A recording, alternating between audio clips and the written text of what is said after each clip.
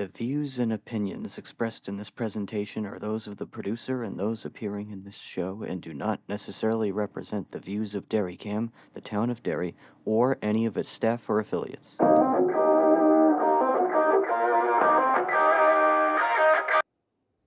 Hi, I'm Anthony Henry. Welcome back to America's Ass. We are on episode 26. Tomorrow, as of filming this, will be Veterans Day. So I just want to say happy Veterans Day to all the veterans out there. Thank you for your service. It's an impayable debt that we pay to our veterans. And yeah, that's all I can really say. Thank you for your service. But anyway, today we are here with Matthew Pitaro. So please take a minute to introduce yourself to the audience. Thank you very much, Anthony. Yes, my name is Matthew Pitaro. I live in Allenstown, New Hampshire. I'm a former state rep for New Hampshire, representing Allenstown, and I will be running again in 2024. So wish me luck. Thank you for being here.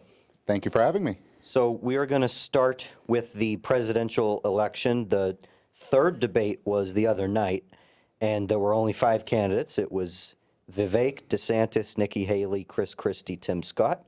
So I didn't watch it. I was busy with some schoolwork, but from what I heard, it was a lot more civilized than the previous 2 debates. I don't know if that's because it was NBC or whatever, but from what I heard, it was civilized. I saw some of the jabs Vivek took at Nikki Haley, calling her Dick Cheney in heels. I thought that was funny.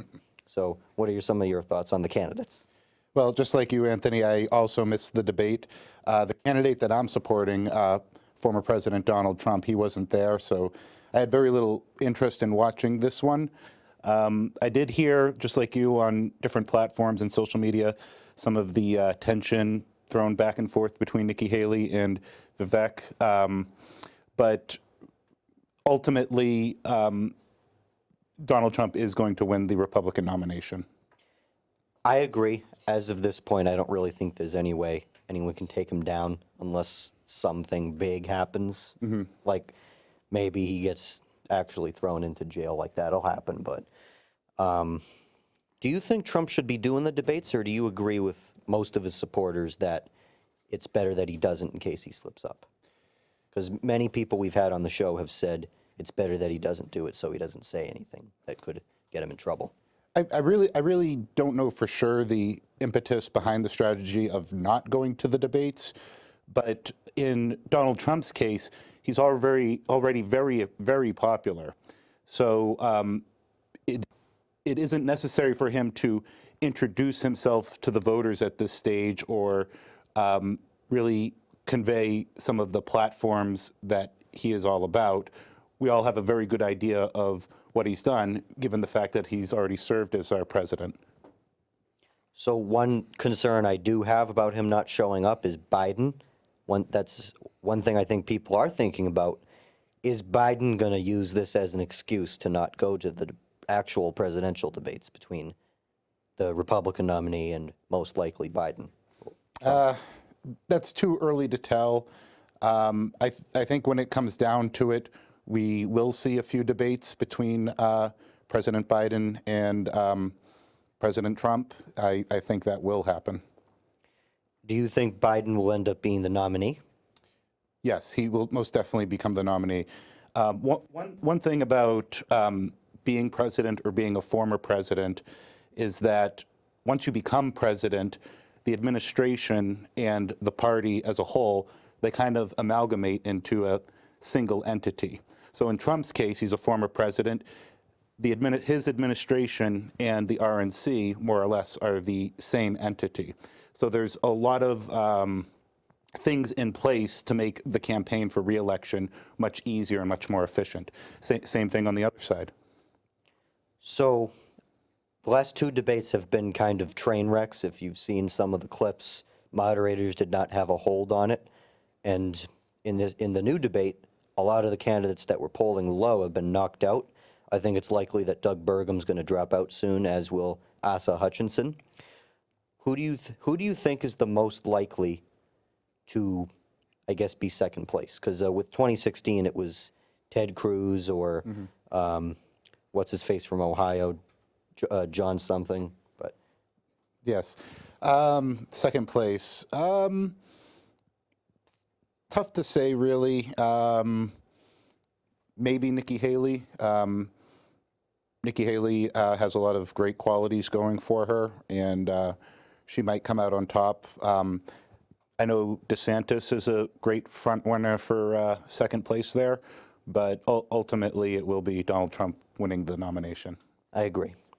So moving on, an update I saw the other day, Representative James Comer, who is the chair of the Oversight Committee in the House of Representatives, U.S. House, he has subpoenaed James Biden, the brother of Joe Biden, and Hunter Biden to testify before Congress regarding some of the dealings that they may or may not have done. So I think this has been a long time coming. Hopefully some of the things that they've done with China and all that crap will get exposed. So Yeah, I mean, it's an unfortunate situation. The Biden family really shouldn't benefit from the position that President Joe Biden has, but we have to be careful for national security interests.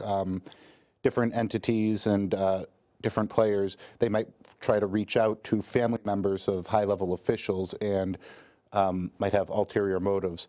So if that is in fact what happened with President Biden's family, it would be good if we brought that to light.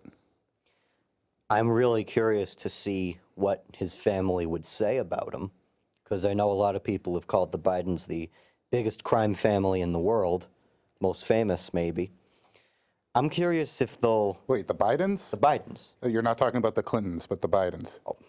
I'd say Clinton's too. Okay. all right. That's another thing I was thinking about mentioning. Senator Marsha Blackburn has introduced a resolution to subpoena the Epstein flight logs, Okay. which I think is really interesting. Yeah, I mean, you certainly don't want to be caught on a list like that. That would be no good. But you know, we do have a justice system here in this country, and it's one of the better justice systems that we have in the world. And when crimes occur, you are charged with crimes, and then you're presumed innocent when you go into court, and it's up to the state or the prosecution to prove your guilt, and that's the system we have. For most people, it can be argued that it has been used against certain political figures like Donald Trump, the raid at Mar-a-Lago, his multiple arrests regarding his election stuff. I will say that, in my opinion, that a lot of these things that are happening to President Trump are politically motivated. But if you look at the history of Donald Trump, he's used to getting attacked in various fashions in this way. And frankly, he is made of rubber. Nothing seems to stick, and everything bounces right off of him. So a lot of this is very sensational. A lot of this will just end up being yet another nothing burger. And hopefully when some of these things with the Clintons, with the Epsteins, and the Biden family testifying, I hope that this is all just going to contribute to more of a reason to, you know, file this impeachment inquiry against Biden. Because if we're going to impeach him, like I've said in previous episodes, we need actual, like, proof and evidence that's not just out there like what the Democrats tried to do with Trump, sorry. And we need to make sure it's strong, and I think these subpoenas are going to help. And yeah, that's very much the case. Typically, when the government makes a case against somebody, they have a very strong case to begin with, because the government doesn't like losing in court. I say typically, with the emphasis being that's most of the time. When it comes to Donald Trump, once again, and all the stuff going on with there, it's a completely different animal. A lot of it's just politically motivated. But I will say this about President Biden. I did meet him back in 2007. I met him while I was at college, and he was a different man back then. He was much sharper and much more articulate, more of a statesman. And seeing him in the past few years in his role as President of the United States, there has been a dramatic change in his appearance and outward demeanor. And piling on top of the impeachment inquiry, we might need to take a very careful look, I believe, at the 25th Amendment here for his capacity as president. He's a very old gentleman, and especially in the times we're living in now, we got to make sure that we have a strong president representing our country. I mean, we see it in the memes at this point. Yes. Him not knowing where to go when he's on stage, him falling on the steps of Air Force One. He's memeable. Trump's memeable too for different reasons, but Biden is memeable because he's just an old man. Yes. And on strong presidency, we'll move to Israel. I say it every episode, but I'll say it again. If someone else besides Biden, we all know who that someone else is, someone else besides Biden was president, I don't think we'd have this problem in Israel, nor would we have the problem in Ukraine or the Afghanistan withdrawal or soon to be Taiwan. I think Israel and all that other stuff is entirely preventable if the U.S. had stronger world leadership and more just peace through strength, as Reagan would say. I agree totally, absolutely. During President Trump's presidency, he did a lot of things that were long thought to be impossible. So we can point to the Abraham Accords, where different nations in the Middle East agreed to peace treaties with Israel, long thought to be impossible. And during Trump's presidency, ISIS was defeated, and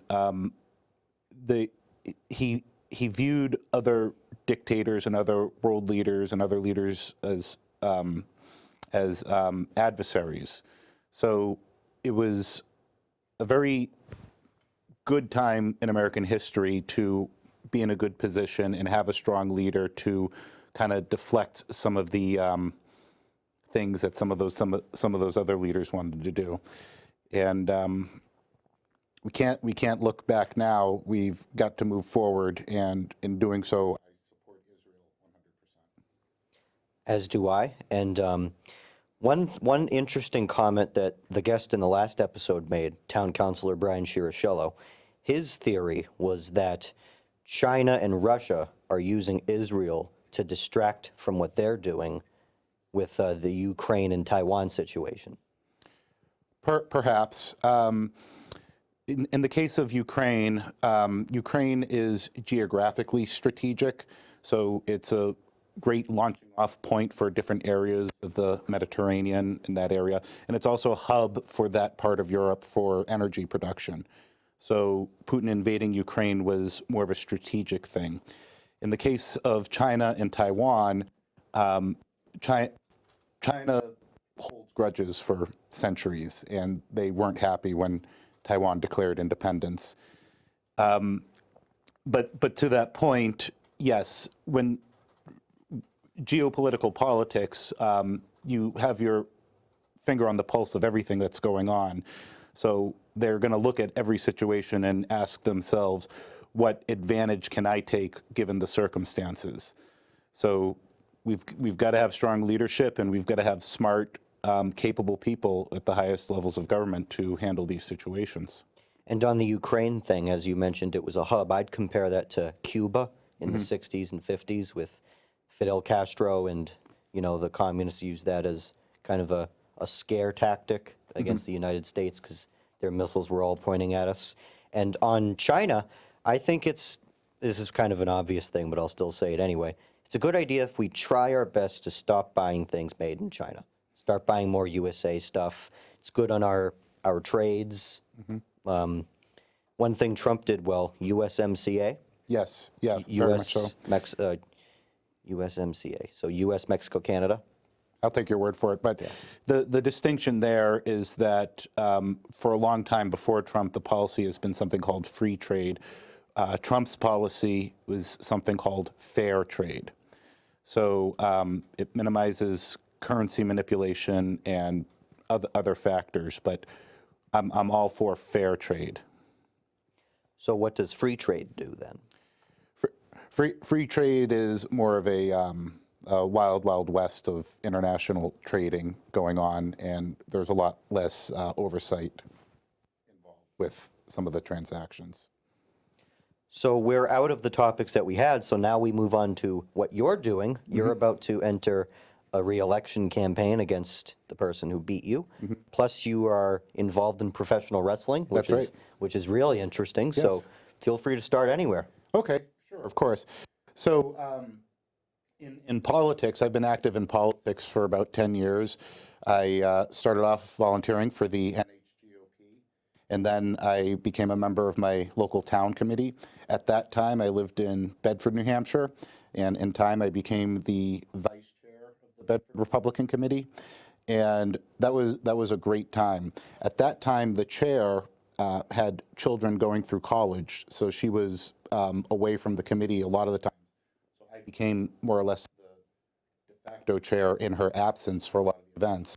So the amount of experience I got hosting our monthly meetings, leading different forums and picnics and all sorts of stuff, great experience, especially in Bedford, New Hampshire, to get my feet wet in the political scene. From there, I've volunteered for numerous congressional campaigns and gubernatorial campaigns and presidential campaigns. I hold different hats all over Republican politics in New Hampshire. Right now, I'm currently a member of the Merrimack County Republican Committee, and I'm going to be running again for House of Representatives in Allenstown, New Hampshire. I lost in 2022 by 16 votes. I think I have a distinction where my recount was the only recount where the vote total didn't change at all. It was a loss of 16 votes after the recount. So that only speaks to how great the volunteers are in Allenstown. So I appreciate the town stepping up and running such a good election there. But what this has taught me is that my opponent is beatable. So I just need to make some minor tweaks to my campaign strategy, and you'll see me back in Concord in early 2025. So on recounts, there was a lot of recounts, a lot of close ones. There was the one with Representative Soti, and obviously there was the one with Rochester.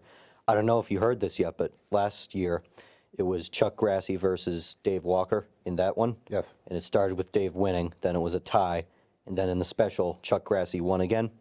A couple days ago was Rochester municipal elections. There was a city council election, again between Dave Walker and Chuck Grassley, and it ended in a tie. Yes. Second time in under a year. Yes, I did see that. That was quite interesting. It speaks to how good both those candidates are and how connected they are to the community, and it being such a tough decision.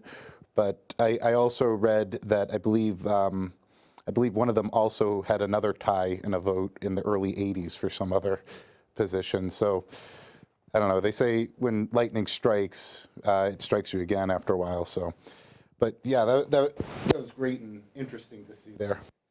Yeah, and on your wrestling, what Yes. are you doing there?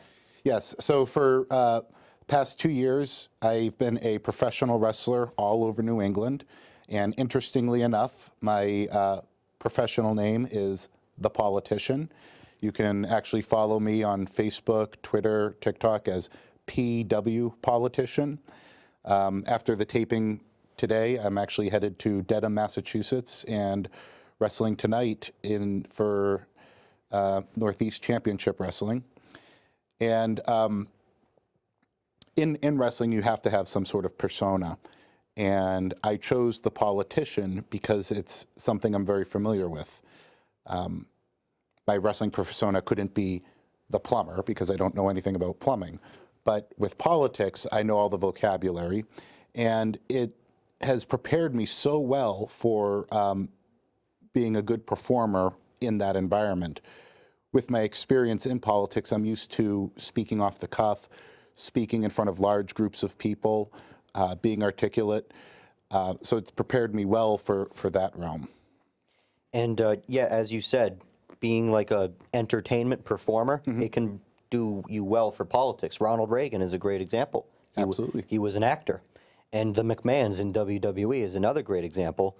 Linda and Vince are both very active in politics. Yes. As many people know. Yep. Yeah. In fact, actually, I did have the opportunity to meet Linda McMahon. So what happened there was there was a convention in Nashua, and I knew where the green room was, and I looked at the lineup for the keynote speakers, and I knew on the list where Miss Linda McMahon was coming up. So I went over by the door of where the green room was, and inside the green room, every so often the door would crack open, and my friend David would peek his head out the door, look around, and then shut the door. So the next time he did that, he cracks it open. I'm like, hey, David, I would give anything to meet Linda McMahon. So he shuts the door, and I'm standing there for about 40 seconds. And then he cracks it open once again, and then he waves me in. So I go into the green room, and it's just David, me, and Linda McMahon in there. So I had the opportunity to let her know how glad and happy I am that her and her family have been providing great entertainment for my entire lifetime. And I got my picture with her, and it was just a great example of one of the benefits you get when you get involved in politics. Yeah, and for those who don't know, Linda McMahon is the wife of Vince McMahon, the WWE guy, and Trump appointed Linda McMahon as the small business administrator, I think it was. That's right. Yep. During Trump's presidency, Linda McMahon was appointed head of the Small Business Administration. After that, Linda actually heads up a super PAC that supports Donald Trump right now. Yes, and she was also the Republican nominee for Senate in Connecticut a couple times, I believe. That's right. Yep. She didn't make it through, unfortunately, but she stuck with politics and became close friends with the Trump family, and has a nice role in politics and gives back to the community and the country. So now that you are running for re-election to head back to the House of Representatives, and now that you've gained this experience as a wrestler, as you said, what are you going to do differently?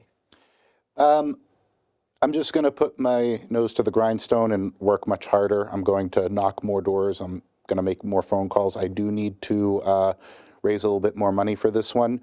So if you out there want to donate, it's MatthewPitaro.com, and just go to the donate tab, and I would really appreciate it. But I'm also going to talk about what I accomplished in my term from 2020 to 2022. It was a very difficult term in one sense because it was during the height of the pandemic, so we had a lot of stuff going on in that regard. But I was also very fortunate because I was able to serve in the majority at that time. And the Republicans in the House were very effective in getting a lot of things passed, different tax cut measures, and even a few tax elimination measures, and boosting our rainy day fund. So I will be sure to highlight some of those points when I run for re-election and let all my neighbors know. What are some of the things you hope to get accomplished if you win? That's a very interesting question. I do have to see what the lay of the land is in there and see what leadership is making a priority. I do know from my friends who we still have in the House and so forth that it's very precarious in there with almost right now the 50-50 split, and I understand that a lot more bills are on the table for this upcoming session. So I will see what the environment's like when I get back there. And of course, to my constituents in Allenstown, you have my number. Reach out to me if there are any issues that you want me to bring forward. I'll be happy to do so. That's just what I was going to mention, how thin it is in the House right now. With the municipal elections back on Wednesday of this week, Tuesday, I mean, we had another House election in Nashua, which, because it was downtown Nashua, obviously Dem's going to win. So as you said, now we're even closer to a 50-50 split. I believe it's only like 199 Republican, 198 Democrat, 3 independent. Or no, that can't be right. There's independents in there. It's only like 1 or 2 seat majority. I believe, I don't know how the numbers break down at the moment, but I believe it's still a one-seat Republican majority at the moment. Yeah, with 3 independents. Right, yep, yep. Yeah, it's just going to be really interesting to see, because I remember someone saying that this year was a record for like second year of the term in terms of how many bills have been filed. Yes, yeah. New Hampshire is such a great state to get involved in politics. We have believe it or not, a particularly large government, but because of that, there's a lot of areas where people can help out. And because of that, we're also able to address these issues head on. So one of the things about New Hampshire is that every single bill gets a public hearing, an opportunity for the public to come in and testify and give their opinion on the bill, to inform the committees and inform the representatives of what's really going on with these. Occasionally you do get silly bills or frivolous bills or whatnot, but the vast majority of them are very, very insightful and real opportunities for us to improve our state. Yeah, as you said, some of them can be kind of strange. I know there's one this year about the correct pronunciation of Concord. Yes. Like, there can be a bill for anything. Yeah, I can certainly understand the supposed need for that, because you listen to radio commercials and you hear somebody say Concord, and it's just cringe for all of us here in New Hampshire. But it's not really the intent of government to do that sort of thing. People might submit that thinking it's respectful to enshrine that in legislation, but really it isn't. Legislation is for other things. I agree. So we are just about out of time, so feel free to give closing remarks before we leave. Well, Anthony, I want to thank you very much for bringing me on to your show today and giving me the opportunity to introduce me to your audience. For my political career, you can go to MatthewPitaro.com to look at a couple of things and donate, of course. My social medias for that are Matthew Pitaro 4 New Hampshire or Matthew Pitaro 4 NH. And then if you want to follow me in my professional wrestling career, which is going very well. So far I've had 57 matches this year. That's PW Politician on all my social medias. So I look forward to hearing from you guys, and I'll be happy to respond to any questions you guys have. Thank you for coming on, and good luck in your election. Thank you. I'm Anthony Henry. This has been America's Ass. Thank you for watching.